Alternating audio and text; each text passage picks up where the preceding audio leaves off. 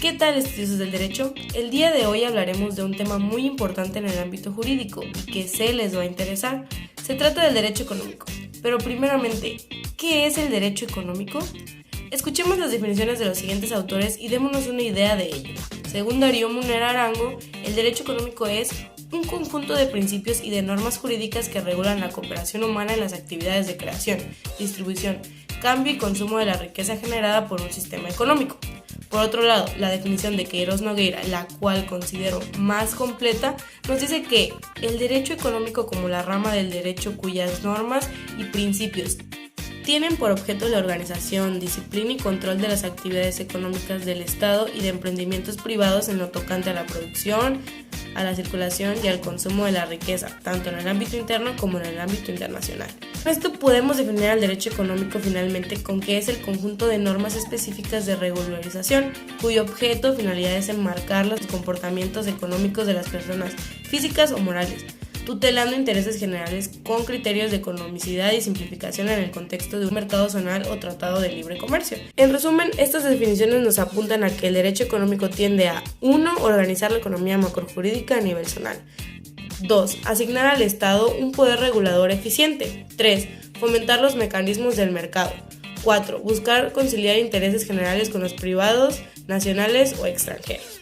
Con eso pasamos al objeto del derecho económico, el cual radica en que, como es una disciplina bicéfala, se presenta como una disciplina mínima de regulación que tiene como objeto normas jurídicas que enmarcan los comportamientos económicos de agentes y operadores, especialmente privados, tutelando intereses generales con criterio de economicidad y simplificación.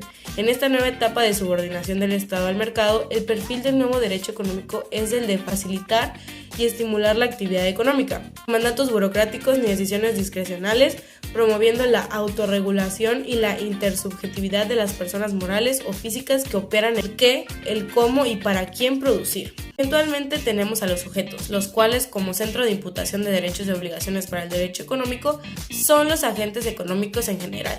Actúan en la producción, distribución, circulación y consumo de los bienes y servicios, es decir, las personas jurídicas estatales, las personas jurídicas privadas y las particulares en cuanto a productores y distribuidores para el mercado, toda persona, natural o jurídica, capaz de actos jurídicos que intervengan en el proceso económico independientemente de su naturaleza y condición. Se puede afirmar entonces que el Estado es sujeto del derecho económico cuando actúa como empresario o prestador de servicios en el mercado y cuando establece lineamientos de política económica en general. Los individuos y el patrimonio de la sociedad en su conjunto y en general las empresas en sus diferentes formas. Algunos autores consideran que el sujeto de esta disciplina es la empresa, que en el mundo contemporáneo, en el contexto de la globalización, penetra en distintos mercados y actúa bajo una planeación que muchas veces es contraria a los intereses nacionales regulados, en lo que la doctrina francesa llama orden público económico. Ahora bien, lo que caracteriza al derecho económico es que es humanista, dinámico, complejo, nacional e internacional, concreto, multidisciplinario e interdisciplinario, posee un enfoque micro y macroeconómico y es instrumento para el cambio social.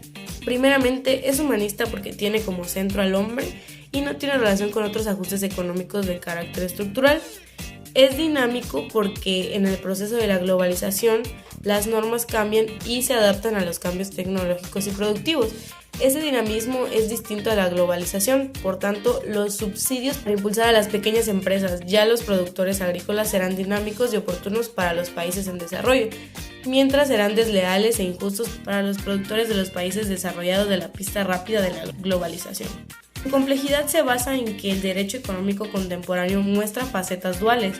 Así, normas del GATT, sustituido por la Organización Mundial del Comercio, que liberan los mercados para las exportaciones de los países en desarrollo, coexisten junto a normas que sancionan a las empresas estatales estratégicas que son vitales para el crecimiento económico de los países de la pista lenta.